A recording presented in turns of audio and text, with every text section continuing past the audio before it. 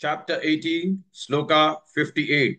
Machittas sarvadurgani, Machittas sarvadurgani, Machittas sarvadurgani, Matprasadattarishyasi, Matprasadattarishyasi, Matprasadattarishyasi, Machittas sarvadurgani, Matprasadattarishyasi, मच्चित्तः सर्वदुर्गानि मत्प्रसादात्तरिष्यसि मच्चित्तः सर्वदुर्गानि मत्प्रसादात्तरिष्यसि मच्चित्तः सर्वदुर्गानि मत्प्रसादात्तरिष्यसि मच्चित्तः सर्वदुर्गानि मत्प्रसादात्तरिष्यसि अत चेत्त्वमहङ्कारात् अत चेत्त्वमहङ्कारात् अत चेत्त्वमहङ्कारात्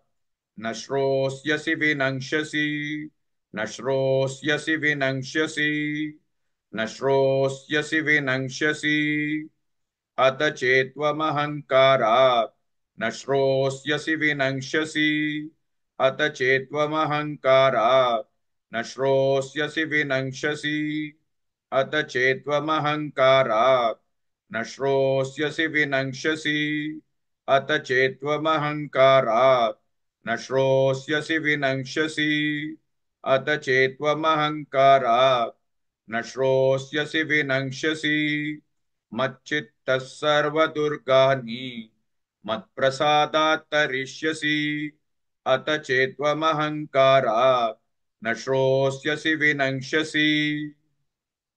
Please like and share this video because you could be instrumental in helping someone around the world recite the Srimad Bhagavad Gita, thereby helping them to have a life of unending opulence, victory and prosperity.